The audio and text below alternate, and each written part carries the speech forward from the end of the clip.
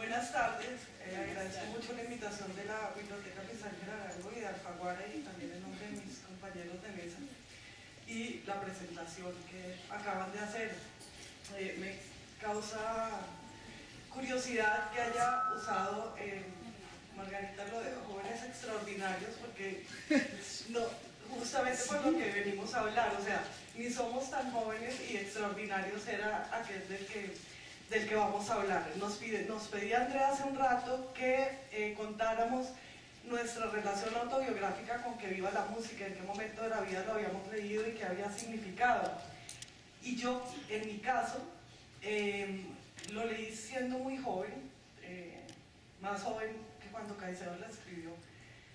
Y no creo que pusiera mucha atención la primera vez que lo leí a lo que decía la novela o a cómo estaba escrita, sino al personaje que la había escrito y a esa fluorescencia que tenía el personaje heroico y también maldito de Andrés Caicedo. Y justamente tal vez quería ser una joven extraordinaria y seguir ese ejemplo, lo cual conllevaba un peligro porque ese era el ejemplo de un suicida. Y entonces, sobre todo ese primer acercamiento a Andrés Caicedo era el acercamiento a alguien que había visto algo, que había entendido algo que ninguna persona de su edad podía entender y que se había muerto por entenderlo, algo así, un destino así romántico, era un romántico.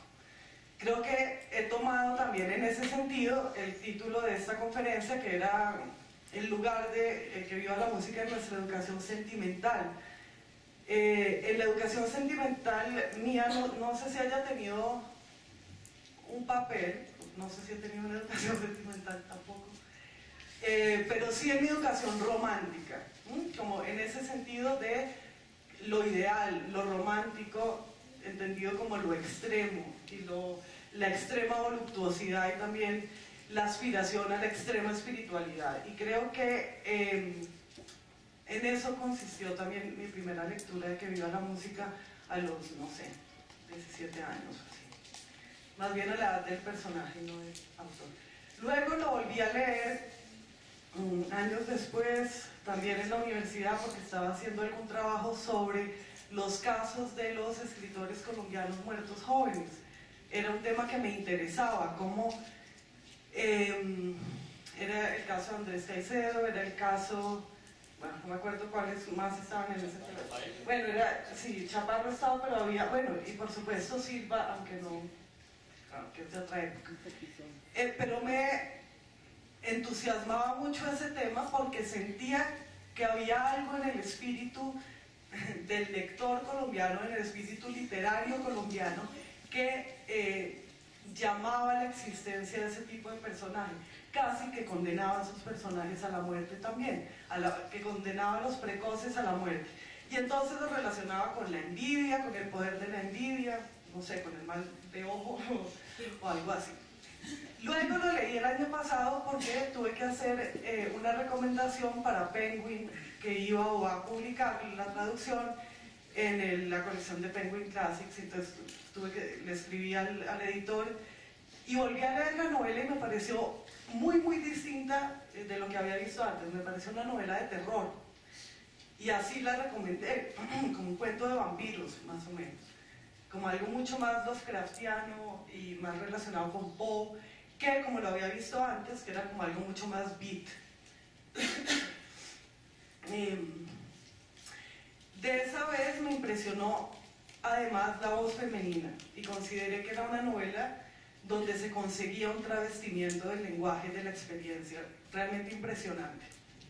Vi cómo Caicedo incorporaba a el cuerpo de esa mujer joven y que era su manera también de personificar la belleza física y la belleza también poética. Y lo leí así, lo leí como un experimento de transexualidad o travestimiento, como se quiera. Y luego, esta vez que lo volví a leer, lo que más me llamó la atención fue bueno, nuevamente la exactitud del estilo y la pureza y perfección de las frases brillantísimas de Caicedo, pero también lo leí como una novela sobre transformaciones. Una es una transformación de un pelo muy rubio que se opaca. Es una novela sobre eso, que no es algo banal. Otra es la transformación o el paso entre la música en inglés y la música en español. Ese es un cuento sobre eso, sobre pasar de admirar algo y no entenderlo a admirar algo que no solo se entiende, sino que se incorpora a la propia obra. Y entonces esta vez me fijé fue en eso, como en el paso de la admiración a algo externo a la admiración a algo interno, que a la vez se convierte en un parásito que devora a la persona admiradora, por así decirlo. Y bueno, por ahora ahí voy.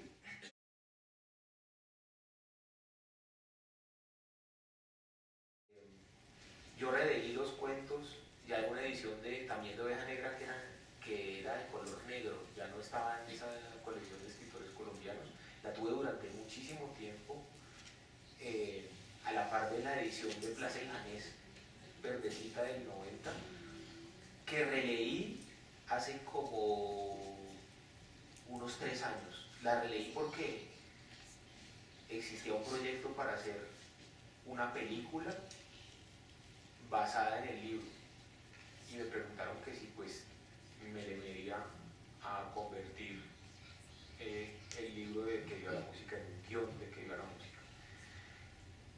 La siguiente pues es la vez pasada que me la leí, me pareció buenísima, me la leí muy como con la intención de mirar las posibilidades audiovisuales que tenía y concluí que no iba a hacer un trabajo decoroso yo pues con esa novela y me parecía que como que había muchísimas cosas que tenían fuerza por la escritura, no por por los asuntos argumentales que tiene la novela también. Me parecía que eso se podía traducir audiovisualmente, pero me parecía que yo no tenía la capacidad para hacerlo. Y esta lectura reciente me confirma como mi gusto por el libro. Incluso creo que la vez que más me ha gustado el libro fue esta vez. Y encuentro que el libro tiene muchísimas posibilidades de lectura. Me asombra, por ejemplo, la autoconciencia de escritura que tiene, como los momentos en los que hace referencia a la enunciación en el momento en que está escribiendo. Esto que usted va a leer, como cuando apela al lector, cuando apela como cuando reflexiona sobre la escritura misma en el proceso de contar la historia, me parece que, pues, que es un recurso que está muy bien utilizado y que muchas veces la lectura que pretende pues como hablar de la voz de la generación y de la música y todo, soslaya como elementos estructurales y estilísticos que son de alto calado, creo, pues que son más interesantes a la luz pues como de estrategias narrativas que en su momento fueron muy revolucionarias y que creo que acá se mantienen muy bien. No ha sido como ese experimentalismo que a veces arruina las cosas, sino que la novela sigue siendo igual de fresca, igual de fuerte, igual de potente.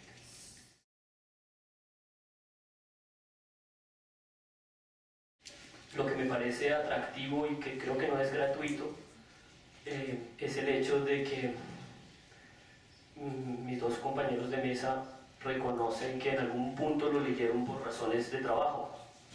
Y yo también hice una segunda lectura, más o menos hace unos 4 o 5 años, por razones de trabajo. Y no sé en qué tipo de mundo uno deba poner valoraciones como la formación emocional o sentimental y las cosas laborales, pero no creo que sea gratuito, insisto, que en algún punto u otro hayamos tenido que pasar por ahí. Y yo pasé porque pues es una referencia de lo que significa escribir sobre música en este país. Y yo estaba tratando de escribir un libro sobre música, entonces con recelo lo leí, como quien entra como un combate al que está dispuesto a incluso a hacer trampa y a mentirse a sí mismo con tal de poder ganar ese combate. Sobre qué leí en ese momento, en esa segunda lectura, pues no importa, no fue tan sentimental la educación en ese caso, fue más bien técnica, aunque quizás no fue técnica, quizás también tuvo que ver con las drogas y nada más. Y pues esta última lectura, a la que voy a saltar para esta conversación de hoy, quizás yo mismo ya desprendido de la pregunta por la música, y esta lectura, no sé exactamente dónde se hincha la cabeza para que uno tenga caiceritis, pero sí, digamos que sí se me hinchó el costado derecho de la mano porque tomé muchas notas, porque había una cantidad de cosas que proliferaban y que me parecían sorprendentes. De hecho, llegué a llamar a Antonio a decirle que estaba seguro que aquí había algo que nos estaban como mintiendo, porque la novela estaba como muy fresca y muy actual, y entonces empezamos a buscar ediciones para ver qué era lo que habían cambiado y cuál era el truco ahí de Alfaguara, cómo era que le habían metido la mano para qué hacerla. Y es sorprendente la cantidad de poquísimas cosas que fuimos capaces de encontrar después de desperdiciar mucho tiempo comparando ediciones. O sea que si hubo una ocasión de meterle mano fueron sus amigos caleños antes, y entonces eso quizás ya está perdido. Y porque me sorprendía lo que Carolina llamaba hace un momento, o de pronto es Antonio, la exactitud del estilo, una capacidad de trazar las frases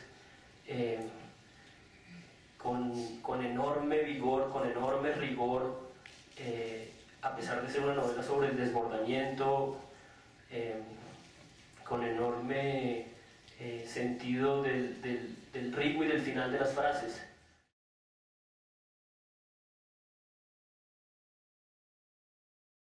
Mientras oía a Antonio, me acordaba yo de que no conozco Cali, nunca he ido, y para mí leer este Cali de Caicedo era y es súper exótico y además un lugar muy deseable. Y entonces también creo que eso significó, y todavía para mí, pensar que en Colombia hay un lugar un poquito mejor, o bueno, no mejor, junto al Pance en esos días específicos en los que mataban a los gringos, o sí, no sé. El caso es que era un lugar en donde había tal vez gente más interesante, y esos niños de 12 años que me parece lo más fascinante de toda la obra de Caicedo, los niños corruptos me encantan. Y bueno, entonces pensaba en eso, en el exotismo, en que para mí esto sí me dio un lugar más, un lugar exótico de la literatura, que es Cali. Entonces es lo contrario a lo que le pasó a Antonio, pues por mi ignorancia. Y también pensaba en que se va a hacer una película, oyéndote a ti en lo de la película de John, se va a hacer una película, ¿no? Parece que ya, sí, ¿no? Ya está como... Y también me pregunto, yo no sé, me cuesta imaginarme cuál sería el encanto cinematográfico de esta novela, y creo que el mayor encanto sería la actriz. Y es muy curioso esto, porque también pensaba en lo problemático que ha sido para los editores, y con esto pido por anticipado excusas con Andrea, porque hay una especie de impulso a poner al personaje, a la muchacha esta, la mona, la rubia rubísima, en las portadas. Está en esta carátula y estuvo en la anterior de Norma, y hay unas ganas como de decir cómo era, y eso es lo que no se puede decir en esta novela. Nadie sabe cómo es ella, porque es muy rubia, pero es súper colombiana y súper caleña. Y entonces dice que es de un blanco plebeyo, aunque en algunas ediciones es que no es de ese blanco plebeyo. Luego dice, en algún momento, que hablando de otra gringa que no era rubia como esa, porque el rubio de ella era de mango maduro y el otro de paja, no sé cómo. Y entonces nadie sabe cómo es ella. Y creo que ese es el encantamiento, y un encantamiento súper aterrador para mí de esta novela, es no saber cómo es ella, porque ella en últimas tiene la cara de Andrés Caicedo, y es un monstruo más o menos, ¿no? O sea, no digo que Andrés lo fuera, sino que está rubísima con la cara de Andrés, etc. Y entonces creo en esa fascinación de esa película medio de terror que me puedo imaginar con esta cara que nadie puede entender cómo es, pero que tratan de fotografiarla y de ponerla en las, insisten como en ponerla en las carátulas, y me encanta porque es un síntoma de la incomodidad que nos produce este travesti, que es este personaje que Andrés inventó, que es él. Y que de hecho en la última parte, en la última página, sí, que dice la triple identidad, ¿no? ¿La quieres leer porque tú la lees en caleño? La de... Sí, siempre digo. Porque dice que, claro, o sea, empieza acá, dice, fuerzas tengo, bueno, qué bajo pero qué rico, no me importa servir de chivo expiatorio, yo estoy más allá de todo juicio y salgo divina, fabulosa en cada foto, fuerzas tengo, yo me he puesto un nombre, siempre viva, ahí está el primero, propicio para que de andarse de mucha confianza con la noche no sea que lo arropen a uno, el cochero que viene y para, el cochero negro de la silla colorada. Yo seguiré de frente porque la rumba no es como ayer, nadie la puede igualar, sabor, la rumba no es como ayer, nadie la puede controlar. Tú enrúmbate y después derrúmbate. Échale de todo a la olla que producirá la salsa de tu confusión. Ahora me voy, dejando un reguero de tinta sobre este manuscrito. Hay fuego en el 23. Y después dice María del Carmen Huerta, que sería pues la siempre viva, y entre paréntesis dice A.C. Entonces sí, es lo que tú dices, ¿no? La siempre viva, María del Carmen Huerta y Andrés Caicedo. Como... Sí, que además ya había hecho ese desdoblamiento dentro de la novela con María Ángela y ella, ¿no? Que eran iguales y a veces no sabían a cuál de las dos leían, ¿no? E incluso hay otra cosa, que es como un asunto medio del Quijote, pues así como el Cid Hamete de Berenguel y ese tipo de cosas. Se supone que hay una discografía que saca una tal Rosario Burlitzer, que bueno, el Burlitzer es ese apellido es el de las rocolas antiguas, ¿no? Pero entonces, claro, hay otro personaje en el cual se desdobla Caicedo, que es esta Rosario Burlitzer, que es la que hace esta discografía. Y además Rosario es el nombre de su hermana, ¿no? Y entonces ahí habría para hacer toda otra interpretación psicoanalítica que no. Sí. Pero es interesante eso que estás diciendo, porque yo sí creo que hay mucho de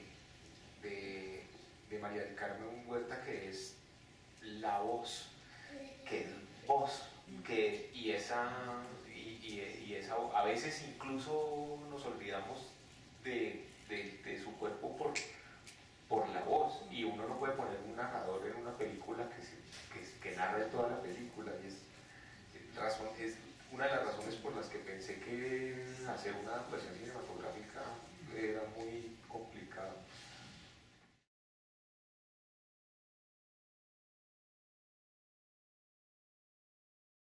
De cómo se le habla a un niño de la violencia y de la guerra. Me pregunto ustedes cómo ven la posibilidad pedagógica del libro. Yo no sé si entiendo muy bien a qué pedagogía te refieres, o sea, para enseñar literatura o para enseñar como historia de Colombia, como historia cultural de Colombia. Como pregunta por la violencia.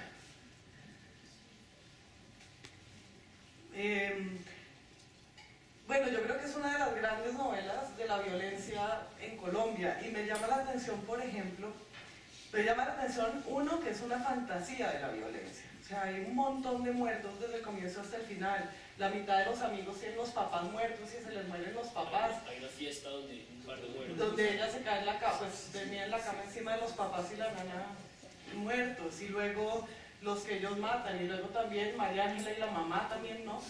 Y entonces ese como esta fiesta de la muerte que es muy grotesco. Y es una cosa, me parece más de literatura de horror que realista. Entonces, no sé en esa medida, tú preguntas por lo pedagógico y no entiendo muy bien si hubiera un mensaje pedagógico, no creo que habría ninguno. Bueno, no sé, tendría que pensarlo más o pensar en la definición de pedagógico más. Pero otra cosa que me interesa, y suponiendo que lo que buscamos es una relación entre el realismo, ¿no?, o los problemas coyunturales o algo así, y la novela es las drogas, que es un tema que tocaste antes. Es un catálogo de efectos de las drogas, es también un poema psicodélico, pero también inaugura una narrativa sobre el tráfico de drogas, y eso para mí es fascinante. O sea, sobre todo esa primera aparición de la cocaína que traen de Estados Unidos, a mí eso me parece como el apuntalamiento de la aparición de la cocaína en la literatura colombiana, es la cocaína que le trae a Ricardito la mamá, ¿no? El regalo además para ver si se calma, para que se tranquilice.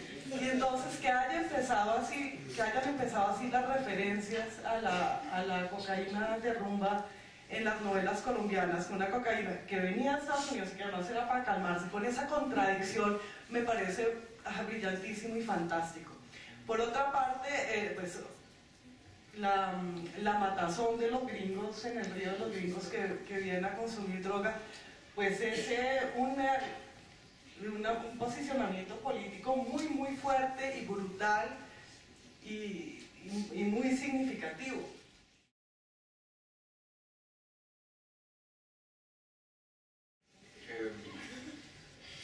Hay otra cosa que me parece interesante de la novela. Aquí en esta, nosotros vamos a la deriva también, así. Pero me parece interesante una cosa, y es que es algo que de alguna manera se puede aplicar a Bogotá también, y que es un poco como que hay una división súper fuerte entre el norte y el sur, ¿no se dieron cuenta? Y acá digamos que hay dos, es una ciudad como bipolar en cierta medida. Entonces el norte es una cosa y el sur es otra. El sur es más salvaje, el sur es el salsero, es decir, hay como una especie de meridiano de la ciudad que sería la avenida del Río, para los que conocen Cali, pues. Y de la avenida del Río hacia allá estaría como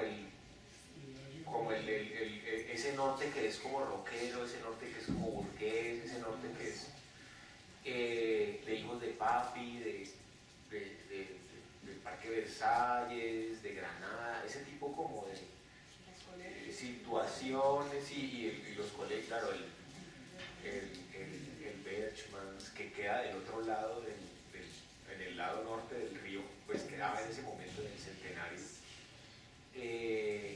El Liceo de Alcázar, la presentación de la Guanacal, todo eso es el norte. Y el personaje, cuando atraviesa ese meridiano y llega a San Fernando, que es un barrio que está del lado de acá, o sea, de la Quinta para abajo, a partir de ahí el personaje tiene una especie de transformación musical, existencial, un montón de cosas. Y me parece que, o sea, la lectura que uno hace de la novela en este momento actual, el 2012, también nos permite ver que, si bien ese tipo de diferenciación en Cali ya no aplica, ya no sucede de la misma manera, esa Cali ya no está dividida así. Yo creo que Bogotá sí, es decir, Bogotá sí tiene sur y norte, pues hay como un meridiano del centro hacia el sur y de ahí hacia el norte que hace dos Bogotás, ¿sí?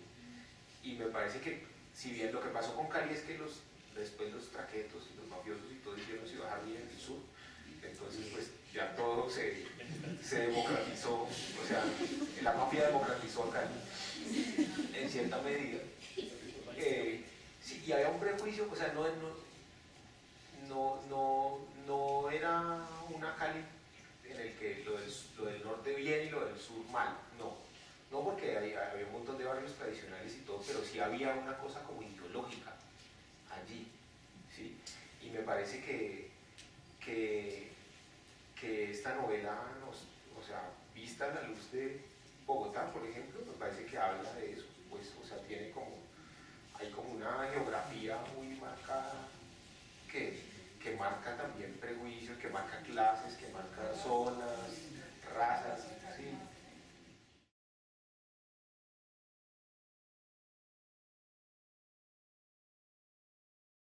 mí me interesó muchísimo y esta vez que lo leí lo noté, esa relación con Estados Unidos y el cosmopolitismo de la novela.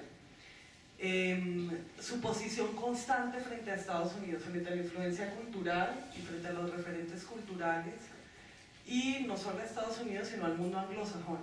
Mi parte favorita que vio a la música de lejos es la parte en la que ella se imagina el diálogo entre los Rolling Stones, ¿sí? Que me parece que es de verdad un gran invento literario, me lo voy a copiar un día. Lo de imaginarse un diálogo entre celebridades es buenísimo, y además traducirlo a caleño. ¿Quieres leer? Sí, yo vine a poner a Antonio a leerme en caleño. Bueno, está contando de cuando Brian Jones se salió de los Rolling Stones, y la muerte de Brian Jones y los cuernos que le puso la esposa con él. Aquí está. Lo vinieron a encontrar en un bosque de las afueras dándole a la flauta. Anita le dijo: Brian, era para decirte que me pasó a vivir con Kid. Y Kid le clavó en la mirada. Brian se levantó, sonrió, no dijo nada, los abrazó flojito con ese modo de ser de él y no tocó más flauta. Acababa de llegar Ruby Tuesday, que no le acreditaron porque él no quiso romper la imagen Jagger-Richards. Se dedicó a la rumba con tremendo éxito, teniendo al lado siempre a alguien que velara por él, pero me imagino que ya se estaba debilitando por dentro de pensar en lo infortunado que era. Keith Richards había sido su mejor amigo, arrendaron juntos un apartamento, recién se reunían para tocar y se la pasaban haciendo las mil cagadas. Casi electrocutan, poniendo de 2 enchufes de amplificador en cada oído a un gordo medio cacorrón que vino a buscar a Brian desde su mismo pueblo, porque Brian no era de Londres y dicen que lo acomplejaba, súper sensible que era, sentirse medio provinciano. ¿Qué sentirán luego cuando eran la mejor banda de Londres? ¿Qué sentirían luego cuando eran la mejor banda de Londres, la mejor banda del mundo, y él encargándose de que nadie incumpliera los ensayos, dándole pinta al grupo, vistiendo a la última moda, elegido 2 veces seguidas el artista pop mejor vestido? Todo esto mucho antes de que fuera el Jagger a decirle que habían decidido hacer una nueva gira por USA, y le dicen que él se espantó y se negó de una. No estaba para esas. ¿Qué creen? No le gustaba como a ellos USA. Eso de no poder ni oír la música por el alboroto de unas culicagadas histéricas. Alegó lo más claro de todo, debilidad, pero no estaba débil, tocaba más que nunca. Richard se encontraba también en esa entrevista. No sé, a lo mejor, seguro. En todo caso es falso lo que se dice de que había grabaciones en las que Brian se quedaba tirado en el suelo mientras él tenía que hacer las 2 guitarras. Hombre, es una cosa que se nota cuando un miembro dobla a otro. Hay como un raspón y un vacío. Así es, un raspón y un vacío. Y yo siempre a ese grupo le he oído tocando pesado y seguido. Jagger le dijo: ¿entonces qué? ¿Podemos tenerlo como una propuesta de que te retiras del grupo? Y él, que ya casi no conversaba y que había llegado a intimidarse ante Jagger, contestó: sí, me retiro. Y luego irónico: busquen un reemplazo. Antes de irse, Richard se portó cortés. Te llamo dentro de una semana para ver qué has decidido. ¿Ok? Ok, dijo Brian, y se sentó a pensar. Sabía que no encontrarían un reemplazo. Es buenísimo. Y luego esa mirada termina con: yo he resuelto que lo mataron, pero ¿quién habría tocado estar en el mundillo? Y entonces, y me fascina, me parece divina todo ese pasaje, porque es súper provinciano, ¿sí? Es un muchacho peladito de Cali, de provincia, imaginándose a los Rolling Stones, y es totalmente cosmopolita, porque evidentemente sí es así como hablaban los Rolling Stones entre sí. ¿Cómo más van a hablar? Pues como gente, como caleños o como cualquiera. Y por otro lado es súper infantil andarse imaginando a los ídolos de uno diciendo: uy, no, te sales del grupo. No, es como jugar a muñequitos, ¿sí? Y por otro lado es súper maduro y totalmente arrogante hacerlo. Entonces para mí esto es clave, este pasaje en el cosmopolitismo de Caicedo, su caleñismo, su coloquialismo, y no todo. Pero no sé si es Hay una cosa, y es que es raro que los ponga a tutearse. O sea, hubiera sido más radical que dijera: ve vos, te vas a salir o qué. Hizo un poco estándar, además, los de Stones no se ven tanto ustedes, o sea, si hablaban español. Sí.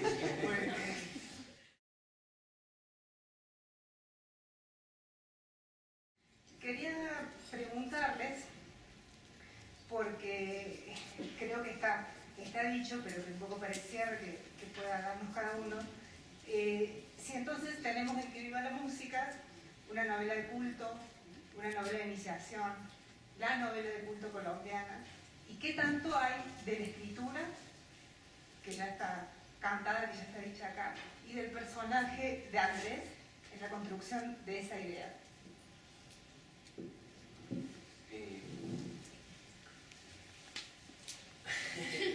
Digo, por variar.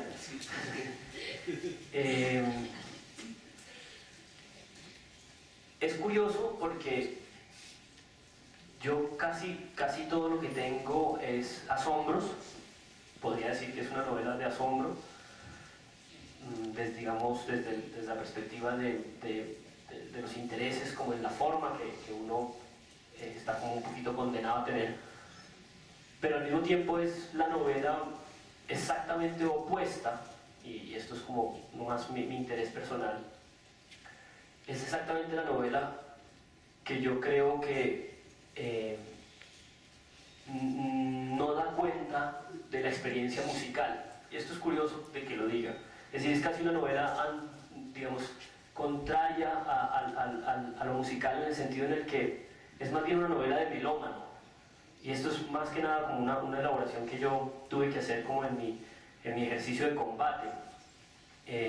Y creo que es una novela que es exhaustiva frente a la operación de un melómano. Creo que esa escena que a Carolina le gusta tanto y que leyeron, solo es posible en todos sus gestos retóricos alucinantes, porque hay, digamos, una obsesión en la información de cómo se graba un disco, de qué temperaturas debe tener, de en qué posiciones están, cuántas líneas hay. Y digamos, nada más me pregunto si esa experiencia de lo musical, si la experiencia de los melómanos, de esta sabiduría que puede ser una sabiduría para hacer culto y distanciar a otros, es, digamos, la única posibilidad de escribir sobre música y la experiencia más común de la gente común y corriente. Así que es una novela fascinante, de asombro, no sé si de culto, ya no sé qué significa eso, pero es como la novela no música, en lo que yo pensaría que debe ser, o puede ser, una experiencia literaria de lo musical. Yo creo que es una novela sobre la música solo en el sentido en que es una novela a la música, como una oración a la música. No creo que sea sobre la música, y creo que lo interesante de esa música, o lo interesante para mí, es el paso de no entender a entender todo lo que ella dice de la letra y de cómo la vida se le volvió la letra, que coincide con un montón de otros descubrimientos, con la salida a la ciudad, con el descubrimiento de lo negro y por supuesto con su iniciación sexual. Yo creo que es una novela de iniciación, creo que es una novela de culto, y lo es efectivamente. Mis estudiantes, que son estudiantes universitarios, todos la leen y la quieren y la apropian a su manera. Creo también que es una novela muy buena, y para mí es muy buena por su escritura más que por su trama, incluso más que por su personaje, que me fascina tanto. Creo que hay una gran lección para los escritores colombianos de esa escritura magnífica y perfecta y perfeccionista de Caicedo, y ese registro de lo oral también y de lo coloquial, no en la naturalidad, porque no es un escritor que escriba con naturalidad, sino completamente artificial y artificioso, que logra inventar una manera de hablar, ¿no?, por escrito. Entonces creo que mi interés más grande por Caicedo es estilístico, o sea, mi interés más grande es como si fuera un escritor muy adulto y muy viejo y muy realizado. En cuanto a novela de juventud, de iniciación, y en cuanto a tema, creo que nuevamente es una novela buena, que puede tener y ha tenido hijos muy feos. Creo que la influencia de Caicedo en la literatura colombiana ha sido más mala que buena, tal vez porque se han fijado más en su, entre comillas, tema, que en su estilo los escritores. Entonces hay muchísimas novelas de gente joven y no tan joven sobre rumba y droga y tal, que pueden ser pésimas, porque es que eso no es lo interesante de la novela de Caicedo. Entonces creo que su influencia en la literatura colombiana es muy problemática, como como lo es también la influencia de Gabriel García Márquez en la novela latinoamericana, en la novela del subcontinente asiático, y en fin. Pero me parece que ese sería un tema interesante para otra ocasión, como no copien más a Caicedo, que eso no era lo que le importaba a él. Lo que le importaba a él no era decir, uy, tan locos y tan chéveres lo que rumbiamos, sino descubrir un montón de cosas que descubrió de la lengua española. Es un escritor súper clásico, además, súper conservador en muchas cosas, conocedor del léxico y de las formas como si fuera un escritor viejo y consagrado. Y creo que, y a mí, si yo pudiera hacer una de esas recomendaciones, la recomendación sería leer eso en Caicedo. A ver, yo creo que la prueba de que es un libro que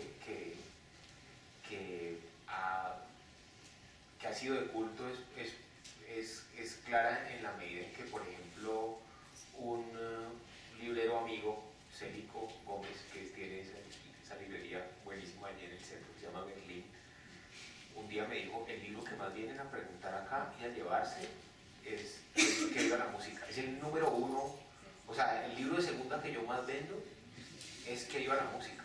Y eso ha sido hace 20 años. Entonces, en esa medida sí es un libro de culto. Pero también yo creo que lo que ha pasado con el libro es que el libro ha agrandado su nicho y ha roto como las fronteras de ese culto. O sea, primero lo debieron mantener unos pocos buenos amigos, como decía él, y después ese ejercicio que hizo Sandro y Luis Ospina de compilar sus cuentos y todo, y esas ediciones de Oveja Negra primerizas se mantuvieron en el tiempo y fueron de mano en mano. Y eso ya hizo que el libro fuera un clásico local. O sea, yo creo que como que hay ciertos autores que son como del canon de los países que no necesariamente uno se los tendría que leer, pero si uno es de allá, sí. O sea, si uno es peruano se tiene que leer La Casa de Cartón de Martín Adán, yo creo. Pero si uno es colombiano, no necesariamente, ¿sí?